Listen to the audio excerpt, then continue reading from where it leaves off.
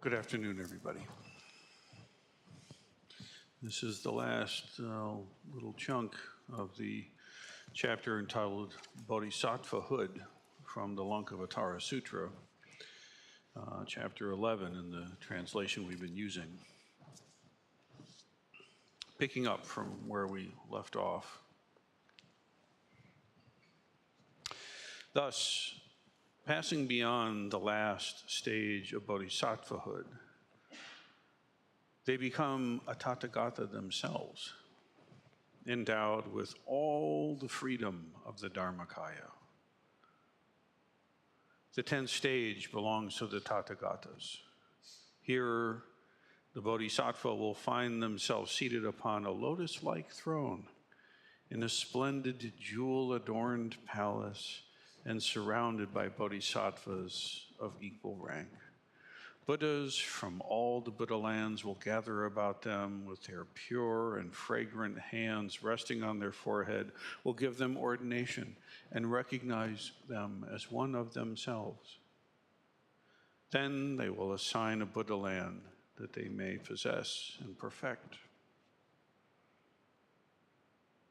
The 10th stage is called the Great Truth Cloud, inconceivable, inscrutable. Only the Tathagatas can realize its perfect imagelessness and oneness and solitude. It is Maheshvara, the radiant land, the pure land, the land of far distances, surrounding and surpassing the lesser worlds of form and desire, in which the bodhisattva will find themselves at one-ment. Its rays of noble wisdom, which is the self-nature of the Tathagatas, many-colored, entrancing, auspicious, are transforming the triple world as other worlds have been transformed in the past, and still other worlds will be transformed in the future. But in the perfect oneness of noble wisdom, there is no gradation, nor succession, nor is there any effort. The 10th stage is the first stage. The first stage is the 8th stage. The 8th stage is the 5th stage. And the 5th, of course, is the 7th stage. What gradation can there possibly be where perfect imageless and oneness prevail? And what is the reality of noble wisdom? It is the ineffable potency of the Dharmakaya. This has no bounds nor limits. It surpasses all the Buddha lands and pervades all the Akashantita and the heavenly mansions of the Toshita heaven themselves. So, sounds good.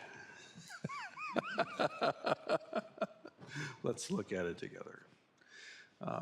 Thus, passing beyond the last stage of bodhisattvahood, they become a Tathagata. Okay, so in the traditional sort of ordering of these things, the initial stage is that of an arhat. An arhat is a practitioner who's engaged primarily for their own awakening and realization. Okay?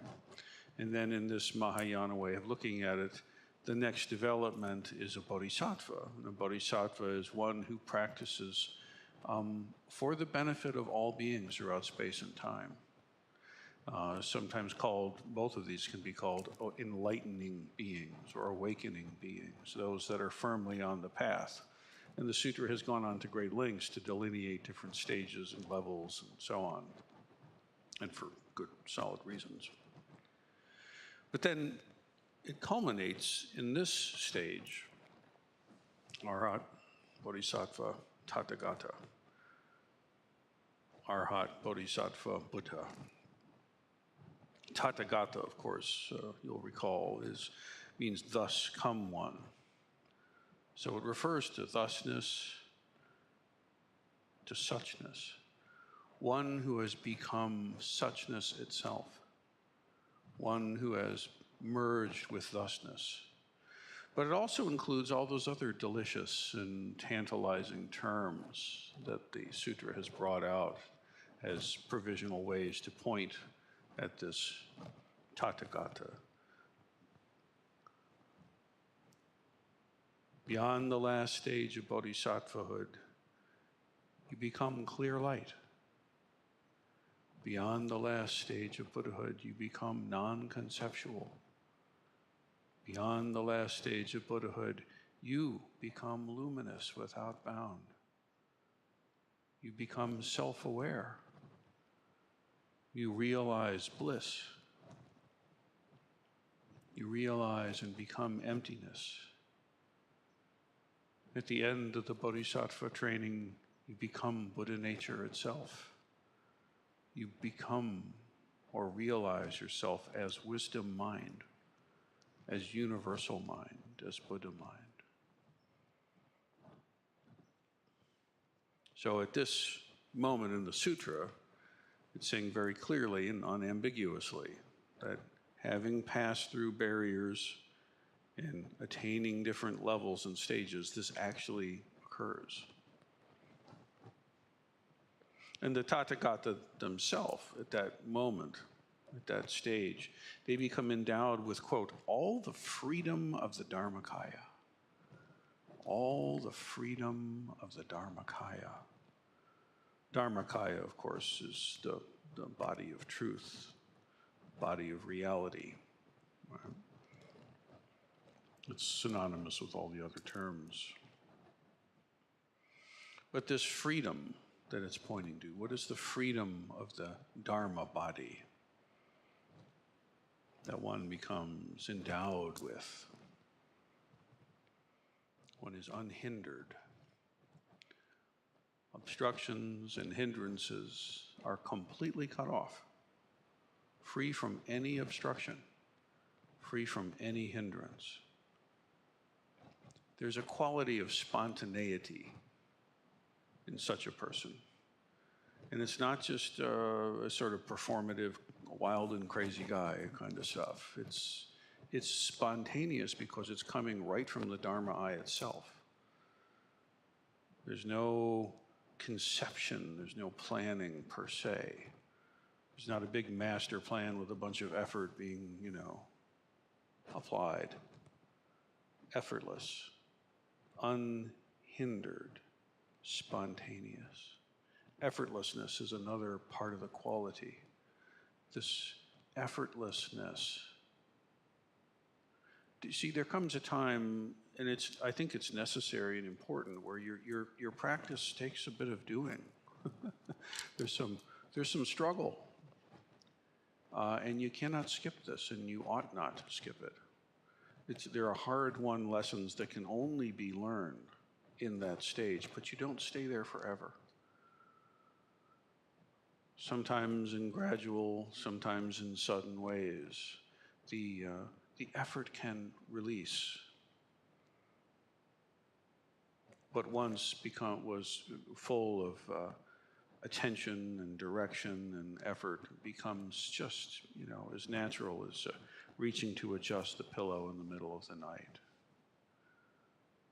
Spontaneous, unhindered, effortless.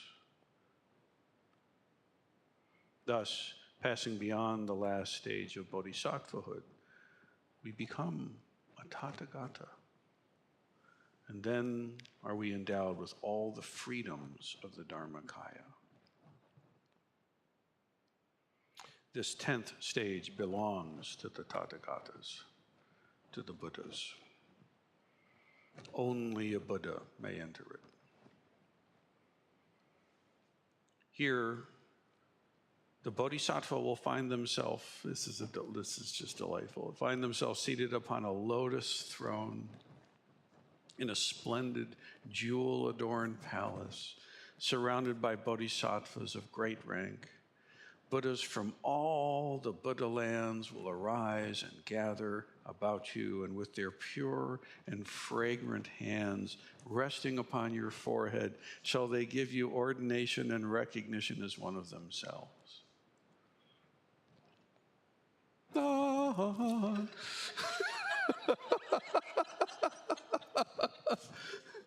There's a Buddha, there's a Buddha.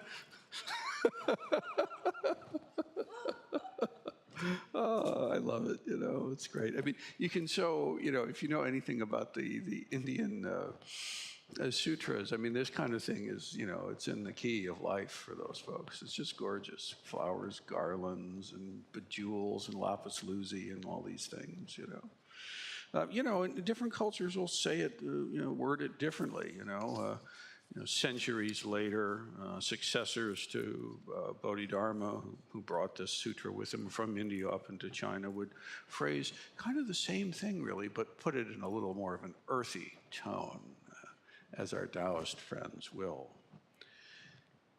Here comes the Chan version. See, here we have a beautiful throne with fragrant hands and blessings and floating into bliss. Lovely. Here's the Chan one for you. When you pass through the barrier, you will not only interview Choshu intimately, you will walk hand in hand with the ancestral teachers and the successive generations of our lineage, the hair of your very eyebrows entangled with theirs, seeing with the same eye, boom, hearing with the same ears, boom, boom. Wouldn't that be fulfilling? Is there anyone who wouldn't want to pass through this barrier? Different flavor? Yeah, pick, yeah, come up with another one. All of it is upaya, right? What is upaya? It's skillful means, right? It's a portrait, it's a picture, it's giving a feeling and a flavor from the mind of the awakened ones down through the centuries, down through language and culture to us today. It's good stuff. Yeah? Words. Well, if you're going to word along, you might as well use them well. And so for this one, you realize no self. You realize eternal bliss body. You realize emptiness itself. You realize this. The name and the language is according to the disease, the obstruction, the hindrance of the listener. Now, if you get all literal about these things, you make yourself crazy, So where is this jeweled castle? Is this floating in the sky? Is this some Miyazaki film waiting to occur? Castle in the Sky, right? That one. Is it eyebrows? For God's sake, his body's been decomposed for centuries. That sounds gross. I can keep his smelly old eyebrows. Well, what's it pointing to, right? Or more relevantly, what does your own heart beckon you to? What tune is in your key? Because that's really the one that matters. Take these not as literal maps of fact. This is the map of the heart. Okay, this is the topography of the spiritual journey. And each of us walk this journey in our own way. And yet the journey is very much the same. And there are Sherpas that know what they're doing. So one Sherpa promises beautiful castles and jewel-adorned palaces, and one promises some eyebrow melding. They'll say whatever would be helpful.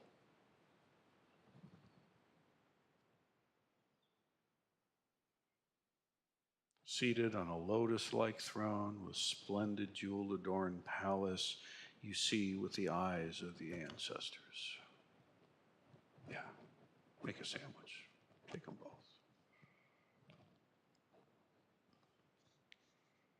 Significantly now, then they will receive a Buddha land that they may perfect.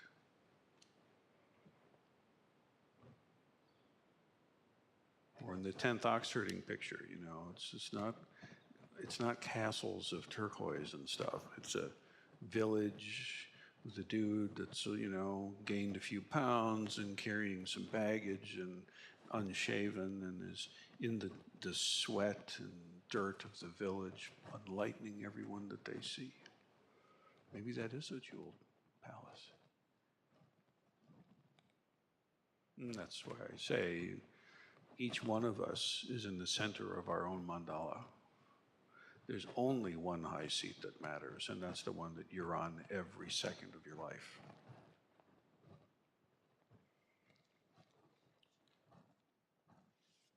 This 10th stage, the sutra goes on to say, is called the Great Truth Cloud. Dharma Megaha, the Great Truth Cloud. Inconceivable, inscrutable. The Great Truth Cloud. Why cloud? Interesting. Dharma, truth, law, Magga, cloud, the culminating stage of the Bodhisattva path. This image to the hearer of the day would carry the meaning of the cloud that gives rain, and the rain is given to all equally. With great magnanimity, the cloud gives itself to all equally. Whether it's a palace or a village street, crops or forests, the rain comes equally to all. This Dharma rain falls everywhere.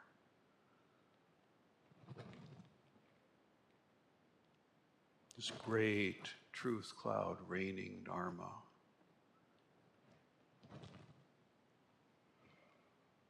Non-dual awareness and skillful means merge. The cloud doesn't know anything about giver, receiver, or gift. Doesn't even know anything about raining, and yet rain needs doing. Without it, spring blossoms will not open. Both sides intimately presented. The mind resides in this truth cloud rather than in the conditioning, rather than in the intellection. You know, earlier on we talked about the 5 dharmas in the sutra, in the very first page of it. There's appearance, a phenomenon, form rises, a name is given, discrimination occurs, and this loops over and over and over. Appearance and form, name, picking and choosing, discriminating mind. I like it, I don't like it, I don't care about it, back and forth, over and over.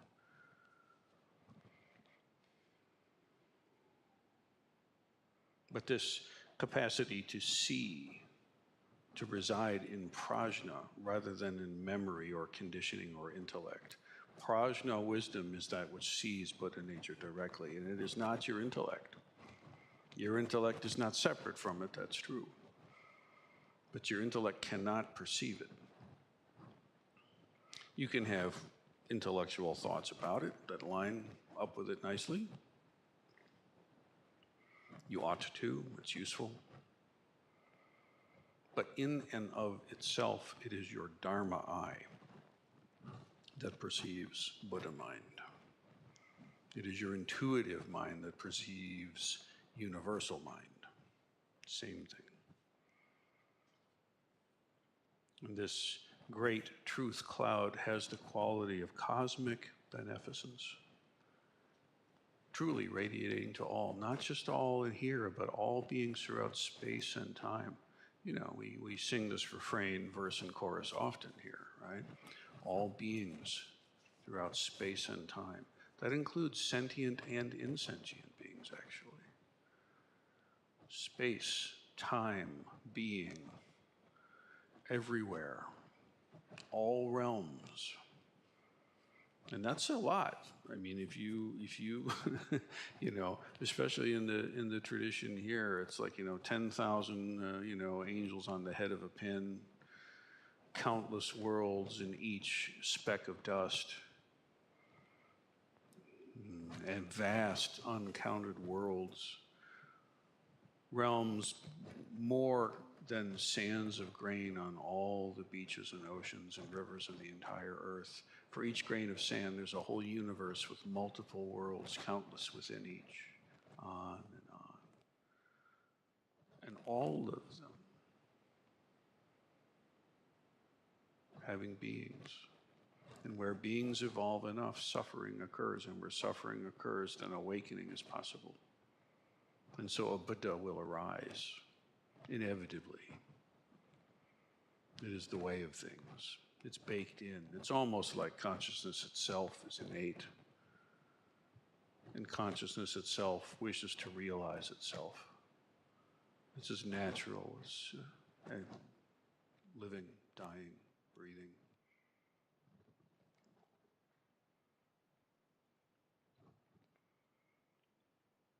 The 10th stage is called the Great Truth Cloud, inconceivable, inscrutable.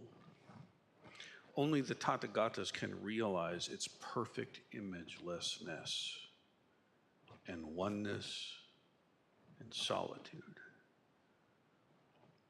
This way of perceiving yourself, the way of perceiving the universe, hinges on this imagelessness. There's nothing carried over.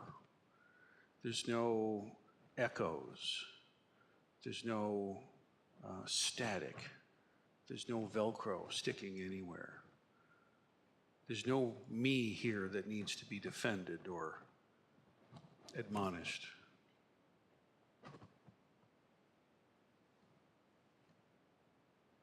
Any image at all held onto and cling to defiles it. This imagelessness. Did you ever notice that sometimes when you're sitting in Zazen, you have this feeling of yourself as a self, almost like you're floating above your head looking at yourself, typically judging and typically failing. Why sit straight, or, you know. And then sometimes this is not the case. Sometimes we merge so fully that this self-awareness, small s, self, it erodes. There's just this moment which is boundless, that's edgeless. There's no way to land it or to contain it. Much less is there any fixed place from which you're encountering and judging against the one before and the one after. This true imagelessness of the wisdom mirror,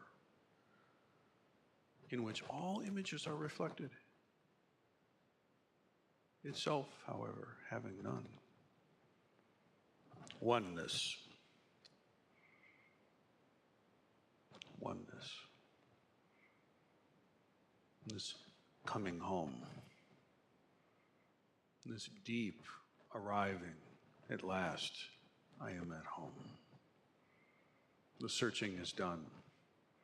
The striving is done. The seeking is ended.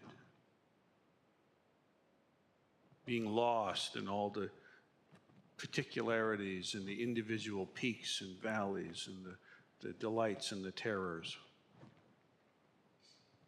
Not here. Here, there's nothing but oneness. Everywhere you go, you simply meet yourself. Everything that rises is nothing other than yourself. Imagelessness, nothing held, nothing clinged onto. No Klingons allowed. Imagelessness, oneness, solitude. Now here, this is very important, okay? You have to understand that this is a solitary path. And it has nothing to do with whether or not you're pair bonded or what your living situation is with roommates or family or alone. Or it doesn't have anything to do with saying now you have to leave the Sangha and go live in a hut. This solitude is a sacred thing. To really realize this noble, dignified solitude, which is true. It's not just real, it's true. You know, the Buddha says, I alone am the world-honored one. Is he just a peacock with feathers high and chest up. I alone am the world-honored one. Check my plumage. I don't think so. In fact, I'll just say, no, it's not what it is. What does it mean when the Buddha says, I alone?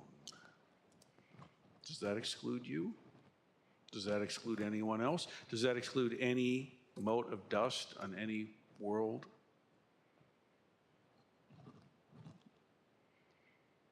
I'll leave it to you to find out. Perfect imagelessness, perfect oneness, perfect solitude. It is Mahashvara, the radiant land, the pure land, the land of far distances, surrounding and surpassing the lesser worlds of form and desire. Very interesting, this image. You have these lands or realms or dimensions, I suppose. Maybe that's a confusing word. But the image that there's this way of experiencing the mind, and we're talking about you, by the way. None of this is actually abstract, okay? It's not talking about Middle Earth somewhere else, or some ages. It's talking about you and me, right? So this pure land, this radiant land, right? The lesser, quote unquote, worlds of form and desire, that's appearance and name and discrimination. I desire to have it. I desire to not be around this. I don't want this. I do want that. I desire to have nothing to do with this thing. Really, if you reduce it all, craving, craving, craving, craving. This realm of appearance and craving and judging and yes and no and up and down and win and loss. You imagine it to be some little system that the mind is kind of trapped inside, can't get out, doesn't even want to, doesn't even know it's an option.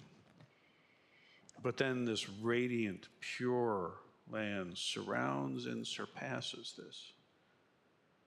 It's like this little bubble is rising from this immense, vast ocean, this deep ground of being that is boundless, from which rises this little bubble, where all the trouble in the bubble. And when you're in the bubble, oh, what trouble. But there is this vast, radiant land, absolutely surrounding everything.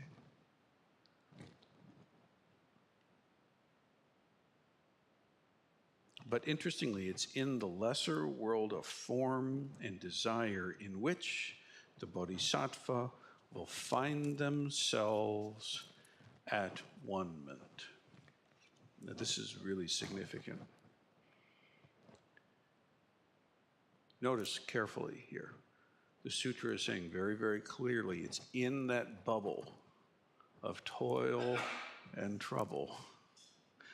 That's exactly where the bodhisattva realizes themselves. This is essential. This is inherent. This is necessary. This is noble. This is the noble truth of the trouble bubble. Right? It's inside that cauldron that the Buddha mind gets cooked properly. Therefore, be grateful. You're in a world of trouble. Good for you. Congratulations. And there's a shift that happens, and it's hard to put a lid on it or express it adequately. But there is, and again, it's been one of the themes this session. There's both sudden and gradual increases in one's capacity to actually use all the ingredients of your life, the way your life actually is showing up. There's this way of seeing all of it. And I know all of us have items we could list. I wish it wasn't this. I wish it was that. This is painful. This hurts. Who doesn't have a list? And there's more coming, by the way. Don't be concerned if you feel like you don't have a full enough list. There's more coming. count on it. I've made arrangements for you.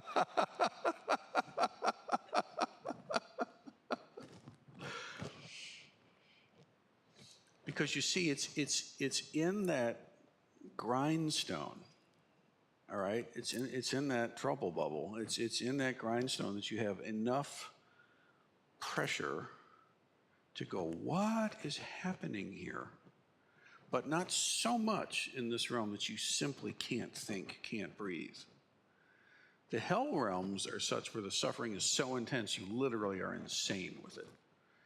There's just nothing but just hatred spewing out of every pore. There's no, a demon in such a hot hell as that, there's no space. It's just hateful reactivity. It's an improvement over the cold hells, which are the frozen, can't move versions. That's the ultimate too much. Everything shuts down. You know this realm. Yes, you do. Then I'm angry. That's better. That's better. Don't stick there. But so too, if we were to say have this cursed wand that would remove all stress from your life, and you use it. Okay? Mistake. Don't do that. Do not think that would be a boon. That's a curse, and it's far worse than the hell realms. Why? Because you'll just dally about in pleasure, immune to the cries of the world, not hearing the suffering of those you love, let alone those in countless worlds beyond measure. Content to sit there and enjoy yourself, not caring about the suffering of others. There are people living in this state of mind. Don't be one of them. No, rather this precious human life where there's enough stress, there's enough challenge that you're in contact with the noble truth of unsatisfactoriness and trouble. But also, you have enough space that you can actually think about it. You can reflect. You can, well, come to session. Look at this. Do I need an exotic description of an emerald palace with bird song and sweetness? No, it's right here. The earth is below our feet, the sky above our head, the green of the earth welcoming us all into spring. And yet, I hope you have a little sand in the swimsuit. Perhaps your koan, perhaps your life, perhaps your lover, perhaps your silence or your aloneness. Pick something.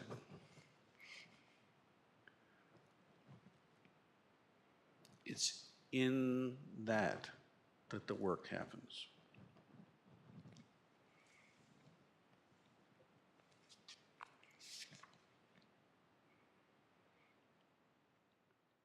It is this radiant land, this pure land, this land of far distances, surrounding and surpassing the lesser worlds of form and desire,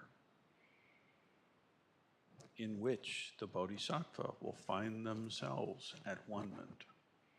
This effortlessness, right in the middle of that furnace, as it's happening, right as the splatter is all over the place, exactly then. This is why if you have an image that you come to retreat to kind of recharge your battery and you go out to the world and it depletes your battery, this is a very low-level way of understanding what's going on.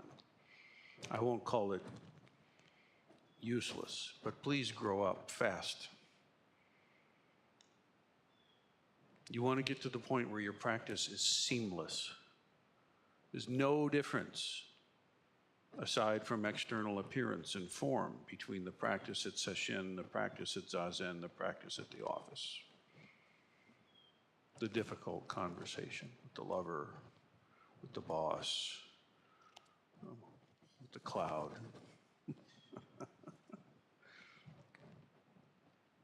This great truth clouds rays of noble wisdom, which are the self-nature of Tathagatas. Now here it has the image of this great truth cloud emanating rays. And the rays are noble wisdom. Again, remember this Dharma rain pervades everywhere. The name of our cousin, Sangha, we'll call it, in Portland, right? This Dharma cloud with this Dharma rain. These names, they come from somewhere, don't they? But this ray of noble wisdom, which is the self-nature of suchness itself, this ray of true nature coming from this cloud of great truth, right? Many-colored, beautiful, enticing, auspicious. This ray coming from this cloud, this space, this mind, this great cloud of beneficent love mind, radiating noble wisdom into all realms, many-colored realms, entrancing rays, auspicious, transforming the triple world, form, formlessness, and desire. That's the triple world, okay? That's the loop, okay? Transforming the triple world as other worlds have been transformed in the past. In other words, you begin to turn the wheel of your own Dharma realm, transforming everyone you see. Just like that 10th stage is pointing out to us in the ox-herding pictures. And these images are not just stories. They're not hopes. They're a human attempt to language something that's extremely real and worth more than anything else I've ever known, more than anything you could know. These rays of noble Tathagata wisdom emanating from the cloud of great, magnificent, beneficent truth, transforming the worlds of form and formlessness and desire, just as other worlds have been transformed in the past. And still other worlds will be transformed in the future.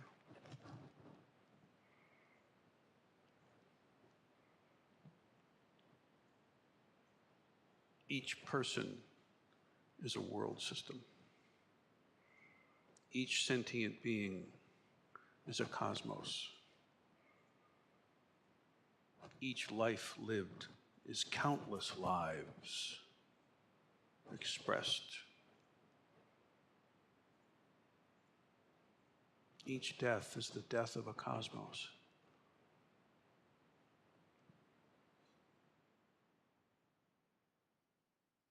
So this great cloud of truth, emanating rays of pure being, transforming the worlds of form, formless, and desire in all the many forms, alleviating suffering from all the many beings. Clearly, there's a project here.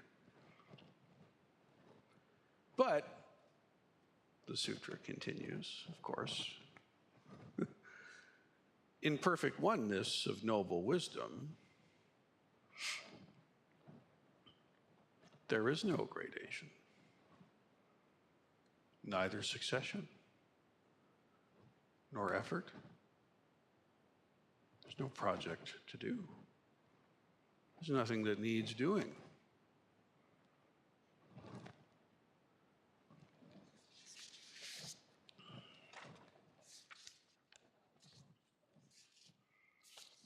No grades. There will be no exam.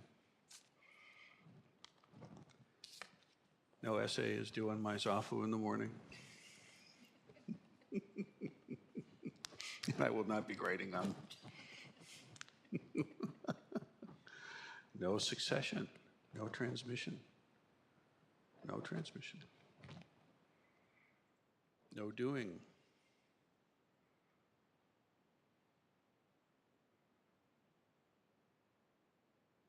There is no gradation, succession, nor effort. The 10th stage is the first stage. And it literally spells these out in exactly this way. It's really quite lovely. The 10th stage is the first stage. So get that one together. The first, of course, is the 8th. But the 8th, obviously, is the 5th, which, of course, would be nothing other than the 7th. How could it be, you know? It just scrambles all the eggs, right?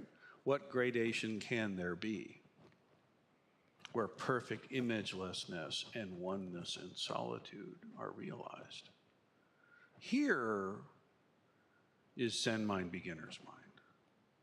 Here is the mind of no gaining, the mind of no seeking, the mind of already perfectly accomplished. And this is absolutely correct. And it's correct from the beginning. From the very first day, a person stumbles in here by academic assignment or luck or good karma or dragged by their family. Right there, Tathagatahood beaming through all. Whether they realize it is another story. That's a different thing. But at this stage, in this perspective, you can actually earn shikantaza. You can actually just sit, because the whole cosmos is already perfected. What is there to be done? What stage is there to be realized? And who are these beings that need saving? Get out of here. But remember, a mere sentence ago, the great truth cloud, raining Dharma wisdom, emanating rays of pure thusness, transforming the worlds in deep need of it. Which is true? Does the sutra conflict with itself? It's just a matter of we need a council, we need to scratch some parts out.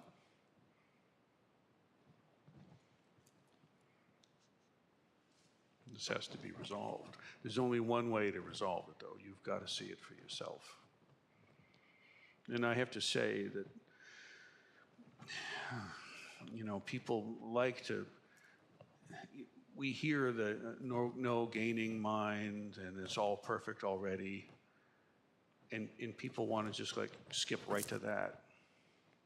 And I'm afraid, dear one, that you have to earn that. In the same way that you can't just walk out and make an old friend, you have to earn an old friend. And you have to earn that old friend with time.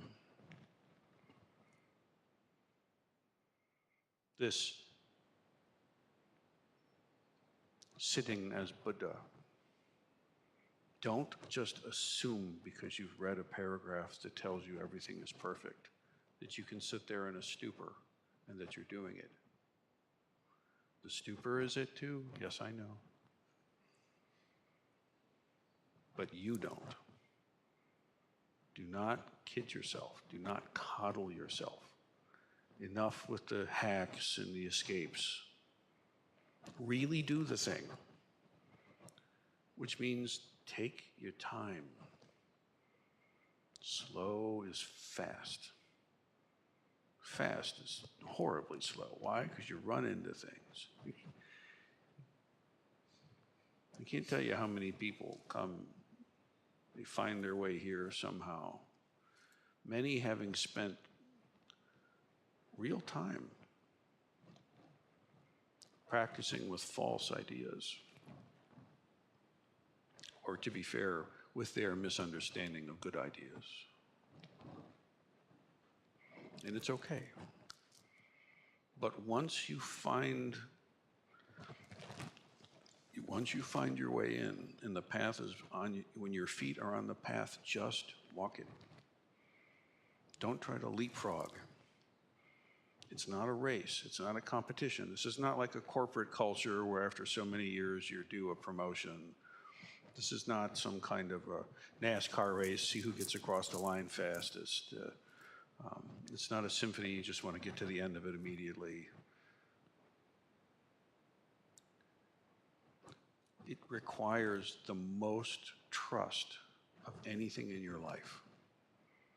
because we're talking about the totality of your life and the totality of your death. That is what this is about.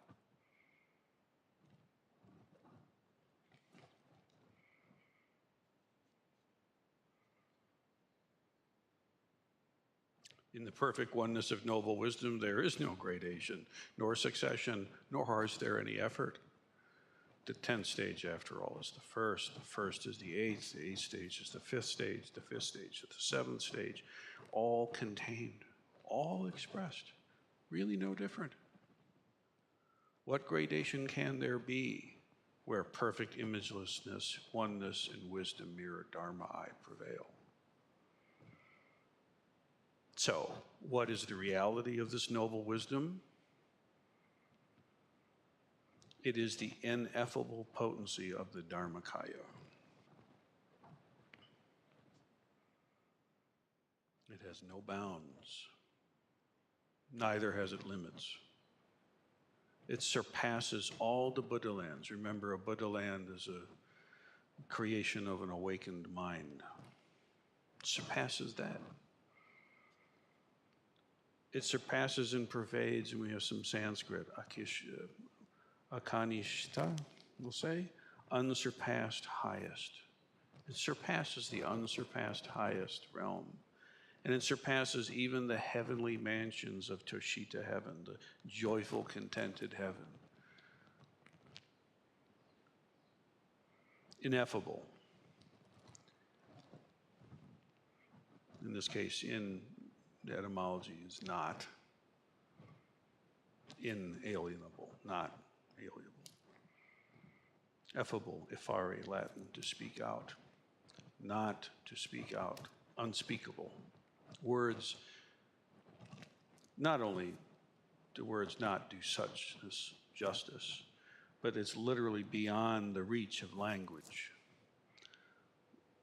As I said earlier, language itself, the thinking mind itself, cannot grasp Buddha mind. Cannot be grasped, won't be grasped. Might find your attempts amusing, but won't be grasped. Won't be contained. Form arises. Contact occurs. Pleasure, pain, discrimination. Names come. Mom, Dad. Separation occurs. Form, appearance, discrimination, name, desire, repulsion, disgust, obsession, disgust, obsessed, disgust. Back and forth, back and forth, back and forth. But prajna, Dharma I, sees Buddha mind. Intuitive mind directly grasps universal mind. And then the whole system is nothing but Buddha mind. It always has been, right from the start, including the light show and the push and the pull. That's why it's noble. The noble truth of suffering.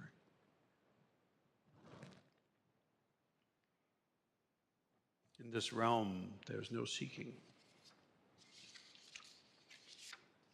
In Bodhidharma's fascicle, or teaching, the outline of practice, the first sermon that we've been using, that third step gives some voice to it, seeking nothing.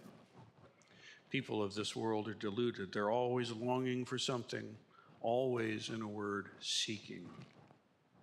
But the wise wake up. They choose reason over custom. They choose Dharma, going against the stream, as opposed to just going along to get along with the flow of everyone else drowning. They fix their minds on the sublime. They fix their minds on the Buddha Dharma. And let their bodies change with the seasons. It's going to change anyway. Let the earth, earth. Let the heaven, heaven. Let the water, water. Let the fire, fire. Let the birds bird, let your body body, but be awake. Keep your mind clearly landed in Dharma. See everywhere Buddha, Dharma, Sangha. See everyone as Buddha, see everything as Dharma. See all interactions as Sangha. Start there. You'll find this Buddha land, the supreme castle with blessings, or this earthy brow to brow. It's right here. All phenomena are empty. They contain nothing worth clinging to. Calamity forever alternates with prosperity. To dwell in these realms of form, formlessness, and desires, to dwell in a house that's burning. And good for you. Being in a burning house, knowing that you're in a burning house, ought to provide some motivation, ought to provide some gumption. You know, this image of sit like your head is on fire, well, that's stupid. I wouldn't be sitting if my head's on fire. But it's saying, like, seriously, like, you've got to deal with this thing right now. Like, that's what it should feel like. And it's one of the dangers of being in such a luxurious position that we're all in, that we can actually take some time and do a retreat. But don't coddle yourself in this luxurious bit of time that you have. Remember, the pond is small and it's evaporating. The house is burning. But right now, you have the possibility and the potentiality to really sink in, to really trust yourself. And wherever you are, or what I should say, wherever you think you are in the training, regardless of what stage I've told you you're in, wherever you think you are, it's right here. The whole thing is right now. Treat it as such. And then take care of business.